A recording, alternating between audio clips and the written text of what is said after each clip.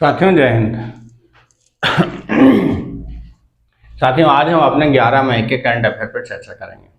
आप जानते हैं, जैसा कि आपको बार बार बताने की आवश्यकता नहीं है, कि हमारे डेली हम करंट अफेयर लेक्चर में ऐसे क्वेश्चंस लाते हैं जो राष्ट्रीय और अंतर्राष्ट्रीय घटनाक्रम से मोस्ट रिलेवेंट होते हैं, लेटेस्ट होते हैं और आपके आने वाले एग्जाम्स के लिए मोस्ट इम्पॉर्टेंट होते हैं।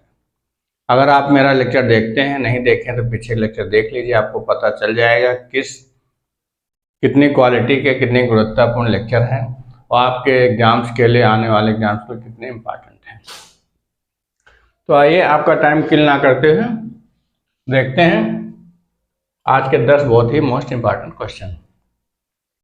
पहला क्वेश्चन है, नेशनल टेक्नोलॉजी डे कब मनाया जाता है? तो कब मनाया जाता है? 11 मई को, आज ही के दिन 11 मई। क्यों मनाया जाता है? क्योंकि इसी दिन 11 मई 1998 में पोखरण में परमाणु परीक्षण हुआ था। परमाणु परीक्षण द्वितीय हुआ था। सेकेंड परमाणु परीक्षण किया गया था 1998 में। तभी से मनाया जाता है नेशनल टेक्नोलॉजी डे, उसी को उसमें मनाया जाता है।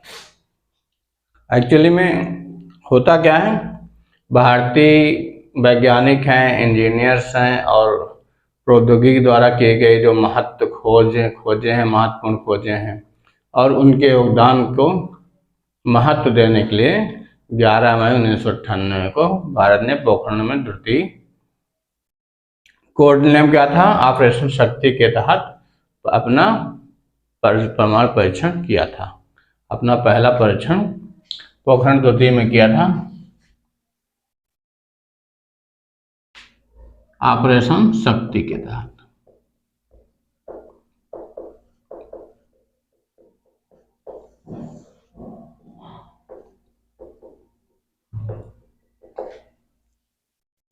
तो ये इंपॉर्टेंट है।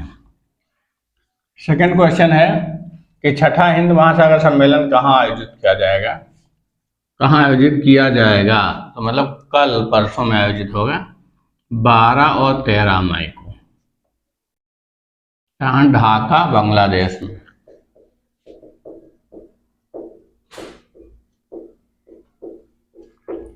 देश में छठे संस्करण का आपका हिंद सम्मेलन जो है, हिंद महासम्मेलन जो है, ये आयोजित किया जाएगा। लगभग 25 देश इसमें के देशों के उच्च स्तरीय और थिंक टैंक भाग लेंगे। भारत से विदेश मंत्री श्री जयशंकर प्रसाद भाग लेंगे। लगभग 25 देशों के उच्च स्तरीय अधिकारी भाग लेने की संभावना है।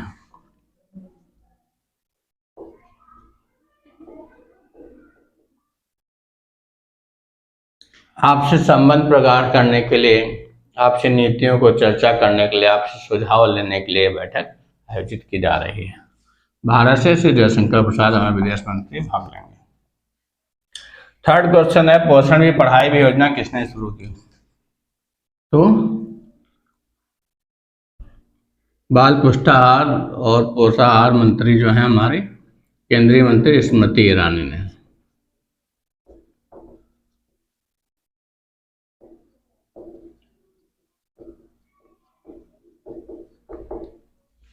केंद्रीय मंत्री स्मृति ईरानी द्वारा ये शुरू किया जा रहा है।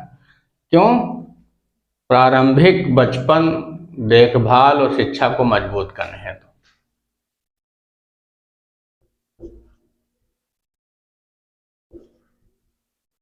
बचपन देखभाल और शिक्षा को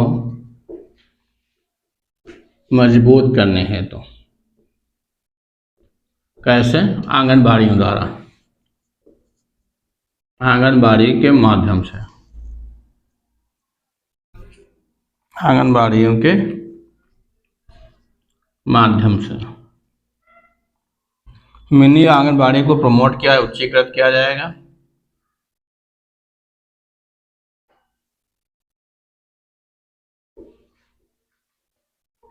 उच्चीकृत करके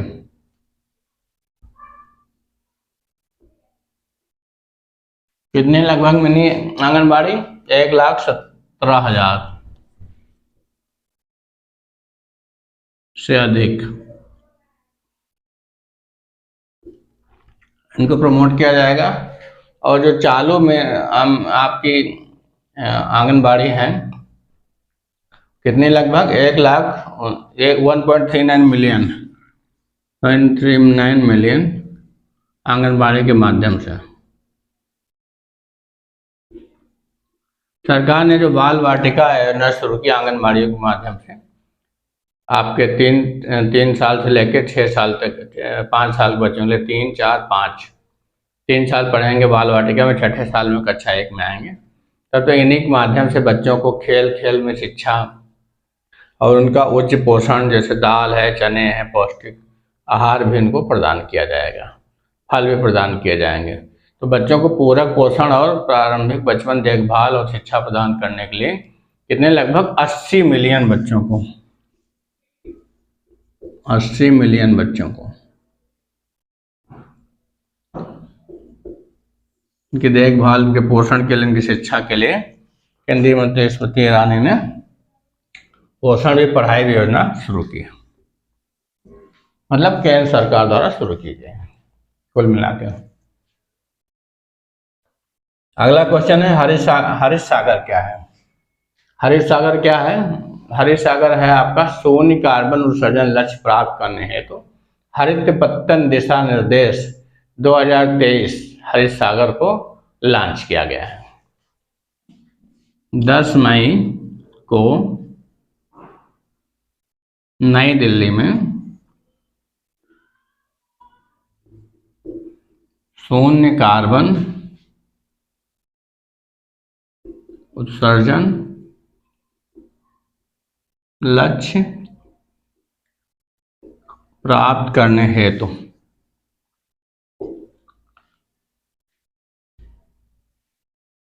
शुरू किया गया है। कौन? बंदरगाह नौवहन जलमार्ग मंत्री सर्बानंद सोनोवाल द्वारा। केंद्रीय मंत्री सर्बानंद सोनोवाल द्वारा शुरू किया गया है। इसमें क्या होगा कि पत्तन संचालन में हरित ऊर्जा का उपयोग, भंडारण के लिए बंदरगाह क्षमता और विकसित करने के लिए हरित ईंधनों जैसे green hydrogen, green ammonia, green ethanol के कुशल प्रबंधन और इस्तेमाल हेतु ग्रीन हाइड्रोजन मतलब ग्रीन ऊर्जा में ग्रीन हाइड्रोजन, ग्रीन अमोनिया और ग्रीन इथेनॉल का प्रयोग व भंडारण सुरक्षित तरीके से करने के लिए लागू किया गया है हरित सागर।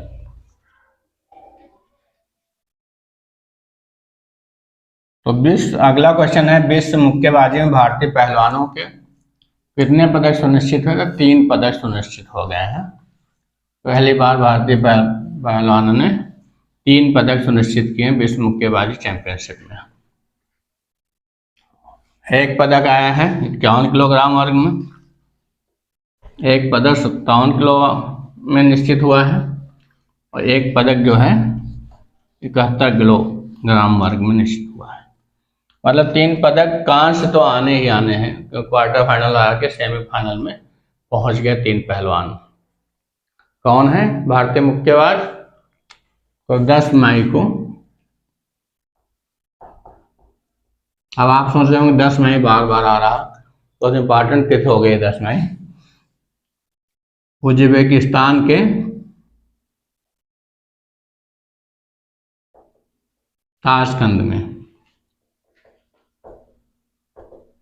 ताशकंद में आयोजित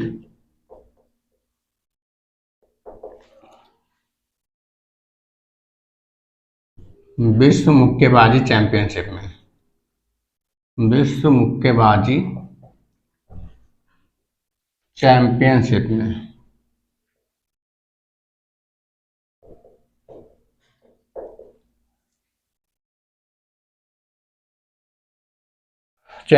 में क्या किया, भारतीय पहलवानों ने किसमें जीता, हमने अभी आपको बताया था कितने कितने वर्ग में, 51 किलो। आज में दीपक भोरिया ने 51 kg वर्ग में, दीपक भोरिया,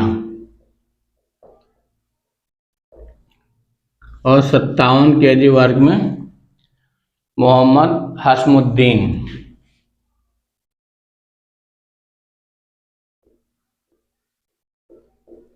और 71 kg वर्ग में हमारे पहलवान निशांत देव ने। क्वार्टर फाइनल के अपने अपने मुकाबले जीत के सेमीफाइनल पहुंचकर 3 पदक, पहली बार भारतीय विश्व मुक्केबाजी चैंपियनशिप में भारतीय पहलवानों ने 3 पदक सुनिश्चित किए, इसलिए गर्व की बात है हमारे लिए। 6 क्वेश्चन है, गलत क्रेडिट कार्ड डेटा के लिए आरबीआई ने जुर्माना लगाया है। किस पर जुर्माना लगाया है? गलत क्रेडिट कार्ड डेटा के लिए आरबीआई ने एचएसबीसी बैंक पे, एचएसबीसी बैंक पर RBI, reserve bank of India ने क्या लगाया? जुर्माना लगाया है। 1.73 करोड़ का जुर्माना लगाया है, 1,73,00,000 जुर्माना लगाया है। ये जुर्माना किसके अंतर्गत लगाया है आरबीआई ने? तो जुर्माना क्रेडिट सूचना कंपनी अधिनियम 2005 की धारा 25(1) के तहत, क्रेडिट सूचना कंपनी अधिनियम 2005 की धारा 25(1) हुआ धारा 23(4) के तहत ये जुर्माना लगाया गया। धारा याद रखिएगा, पूछ लेता है। तो ये कहाँ की बैंक है? हांगकांग और शंघाई बैंकिंग कॉरपोरेशन लिमिटेड है। हांगकांग और Shanghai bank corporation, bank of corporation, Shanghai banking corporation, Shanghai banking corporation, इसका फुल फॉर्म याद रखिएगा। ये बैंक है, बाहरी बैंक है।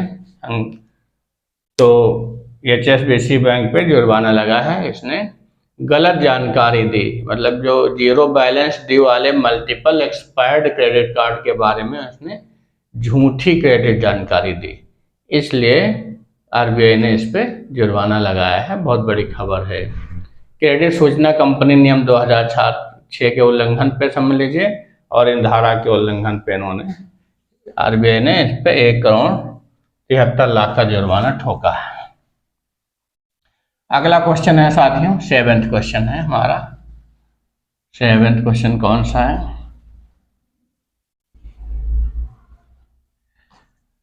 चलने के अधिकार को लागू करने वाला पहला राज्य कौन बना? पंजाब। पंजाब राज्य ने सड़कों पर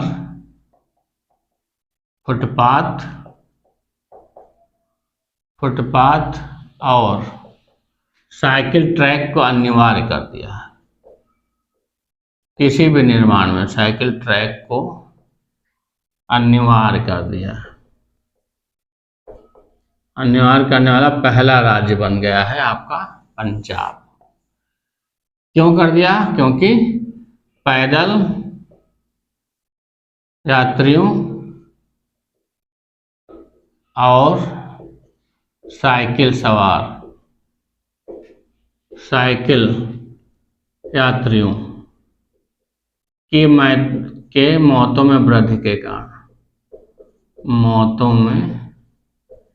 वृद्धि के कारण ऐसा कर दिया है, क्योंकि ज़्यादा मौतें हो रही थी, मतलब आए दिन दुर्घटना होती थी, उसमें वृद्धि पाई गई, तो सरकार ने फुटपाथ और साइकिल ट्रैक अनिवार्य कर दिया है कि बड़ी गाड़ियाँ फुटपाथ पे चलते रहेंगे, साइकिल ट्रैक पे साइकिल वाले चलते रहेंगे, पैदल वाले फुटपाथ पे चलेंगे, तो एक्सीडेंट कम होंगे, मौतें कम होंगी। उसको कम करने के लिए ये पंजाब सरकार का अच्छा कदम है। 8th क्वेश्चन है, सेना में किस रैंक से सामान्य वर्दी हो गई है?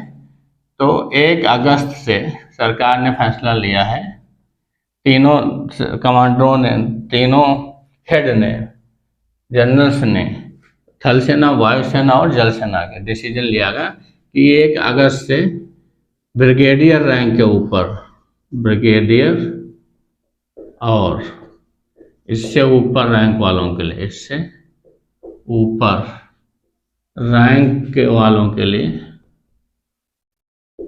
रैंक के अधिकारियों की वर्दी एक समान रहेगी, वर्दी एक समान रहेगी, चाहे उनकी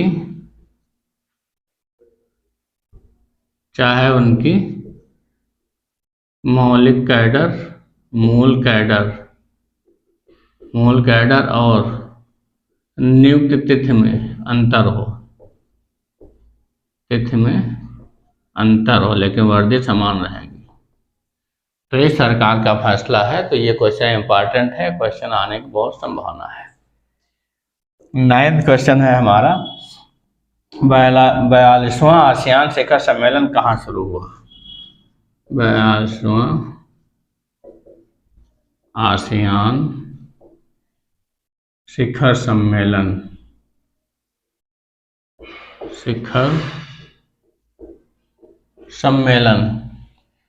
कहाँ शुरू हुआ?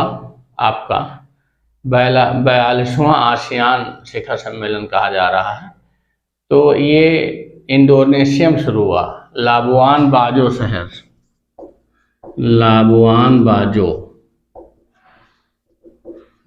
शहर इंडोनेशिया में शुरू हुआ, इंडोनेशिया में।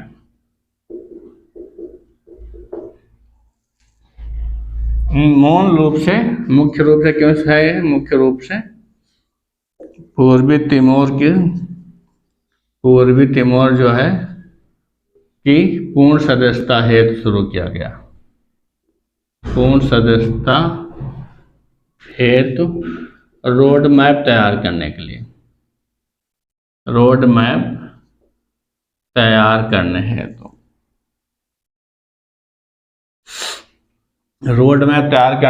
42वां आसियान शिखर सम्मेलन लाबुआन बाजो इंडोनेशिया में शुरू किया गया। अब ये क्या है, आसियान क्या है, कब स्थापना हुई? आसियान की स्थापना आपका बहुत पहले हुई थी। कब हुई थी? 8 अगस्त 1967। 8 अगस्त 1967 में जकार्ता, इंडोनेशिया, जकार्ता इसका मुख्यालय हुई थी। और इसके जो सदस्य हैं वो कौन? भारत इसका सदस्य नहीं है। कौन कौन सदस्य हैं इसके? ब्रुनेई है, कंबोडिया है, इंडोनेशिया है, लाओस है, मलेशिया है, म्यांमार है, फिलीपींस है, सिंगापुर है, थाईलैंड है, वियतनाम है। कौन कौन से याद रखिए, सदस्य देश कौन हैं आसियान के? सदस्य देश थाईलैंड है, कंबोडिया, लाओस है, वियतनाम है, फिलीपींस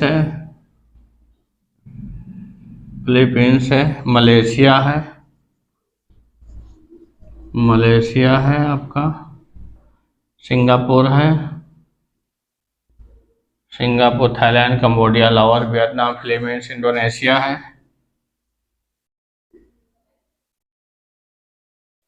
इंडोनेशिया है, आपका। और देश म्यांमार है, फिलीपींस और ब्रुनेई है, कंबोडिया हो गया, ब्रुनेई है। तो ये देश जो हैं, इसके जो हैं ये सदस्य देश हैं। Thailand, Cambodia, Laos, Vietnam, Philippines, Malaysia, Singapore, Indonesia, Myanmar, Brunei. तो ये आसियान के बारे में जानकारी। लास्ट क्वेश्चन है, अगला क्वेश्चन है हमारा, गहरे समुद्र मिशन की संचालक समिति की पहली बैठक कहाँ शुरू हुई? गहरे समुद्र मिशन, गहरा समुद्र मिशन क्यों? ग्रीन मतलब अर्थव्यवस्था को प्रमोट करने के लिए ये शुरू, नीली, सारी ग्रीन नहीं, हरी नहीं, नीली, ब्लू अर्थव्यवस्था का भारत को दर्जा दिलाने के लिए गहरे समुद्र की केंद्रीय मंत्री जितेंद्र सिंह की अध्यक्षता में शुरू हुई है। 10 मई केंद्रीय मंत्री जितेंद्र सिंह की अध्यक्षता में कहाँ पे शुरू हुई है? ये नई दिल्ली में शुरू हुई, आपके नई दिल्ली में। मिटा देते हैं ये फैक्ट्स, आप जरूर नोट डाउन कर लिया करिए, क्योंकि अब जो क्वेश्चंस आते हैं फैक्ट बेस आते हैं। आपको ए बी सही कि बी सी सही कि ए बी सी सही, कौन सा गलत है छांटना होता है। तो फैक्ट्स अगर आपको मालूम नहीं है, स्टेटमेंट तो रॉन्ग हो जाएंगे। इसलिए अब मेरिट, जल्दी आदमी मेरिट स्कोर पाने के लिए, अच्छे स्कोर पाने के लिए स्टडी डेप्थ में जरूरी हो गई है। तो अध्यक्षता में नई दिल्ली में विज्ञान भवन, नई दिल्ली में नीली अर्थव्यवस्था को प्रमोट करने हेतु, नीली अर्थव्यवस्था को प्रमोट करने हेतु आपकी गहरा समुद्र मिशन संचालक समिति की बैठक हुई है। इसमें मेनली क्या बताया गया है, ये कब से शुरू किया गया? समुद्री अभियान, गहरा समुद्र अभियान की मंजूरी सितंबर 2021 से, 21 से गहरे समुद्र अभियान पर अभियान को मंजूरी मिली, मंजूरी। तो इसके अंतर्गत क्या किया जाता है? मेनली 5 वर्षों में 4047 करोड़ की प्रमोशन, 4047 करोड़ की अनुमानित लागत है। 2 चरणों में इसको किया जाएगा, पहले 3 वर्ष का, फिर 2 वर्ष का, 21 से 24 तक, फिर 2 वर्ष का 26 तक ये किया जाएगा। मेनली क्या है इसमें? महासागर से मीठा पानी और ऊर्जा, महासागर से सर्वेक्षण और अन्वेषण और जीव समुद्री विज्ञान हेतु उन्नत समुद्री स्टेशन, जैव विविधता की खोज, गहरे समुद्र में खनन, मानवयुक्त सबमर्सिबल और रोबोटिक टेक्नोलॉजी का विकास करने के लिए किया गया है। क्या फीचर है मेन? गहरे समुद्र में अन्वेषण, समुद्र में अन्वेषण, समुद्री ऊर्जा और मीठे पानी खोज, मीठे पानी की खोज, मतलब अन्वेषण, और समुद्री स्टेशनों को विकसित करना, समुद्री स्टेशनों को विकसित करना गहरे पानी में, इसको विकसित करना, और आपका जीव विज्ञान, समुद्री जीव विज्ञान है तो उन्नत समुद्री स्टेशन, जैव विविधता की खोज करना, जैव विविधता की खोज करना,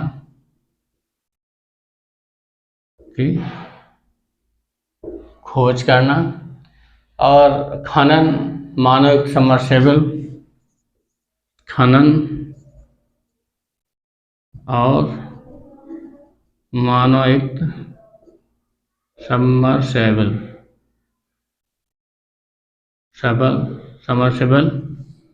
ये मुख्य चीजें हैं इन पे एक अनुमानित लागत व्यक्त की गई नीली अर्थव्यवस्था को बढ़ावा देने हेतु ये शिखर ये जो है आपका संचालक समिति की पहली बैठक शुरू हुई है।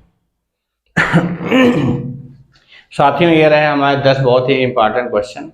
अब इसको नोट डाउन कर लीजिए, फैक्ट्स को रिवाइज कर लीजिए और जितने लेक्चर्स हैं उसको एक बार रिवाइज जरूर कर दीजिए, बड़ा देख लीजिए। अगर आपने नोट डाउन नहीं किया तो नोट डाउन कर लीजिए।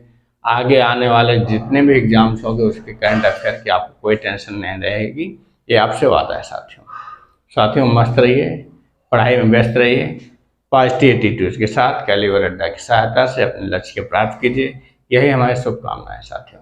अगर थोड़ा बहुत अच्छा लगे कि हम आपके लिए मेहनत कर रहे हैं तो प्लीज़ इसको शेयर करिए अपने दोस्तों तक, और आप सब्सक्राइब कर लिए, दोस्तों को सब्सक्राइब करा दीजिए, बेल आइकन ऑन कर लीजिए, जिससे आपको टाइम से वीडियो मिल जाए और आप उसका समुचित लाभ उठा सकें साथियों।